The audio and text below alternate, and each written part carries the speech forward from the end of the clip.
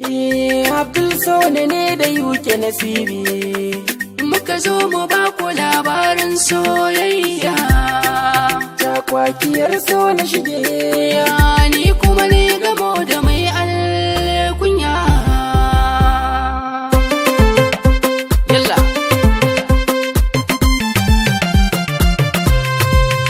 daga takaji dai sirrikan da ke ruhi, abin yana damuna cikin ba alkairi. So na je na shiga tunani na cika buri, shekaru da yawa duk jiki na ke jinya, duk akan wata ya wacce na yi wa soyayya.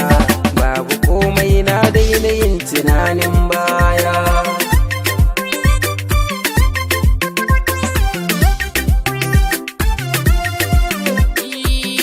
Ni na yi dacen nitsatsiyar yarinya, mai kyau da sura ado kuma ta iya, a gidansu ta yi gadon tarbiya.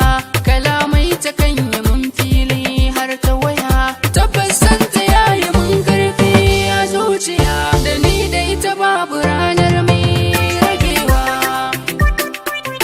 masoyiyata. So mu kai farawa kullum waya muke, mun da dai mun shaku gare ta na tsake. Mun yi alkawarin za mu haɗu da gaskiya muke, ashe so zai mun haɗin kunun wake. Ina tafe wataran sai na ganta nan take, na bayyana mata kaina ta ce malan ka tsaya.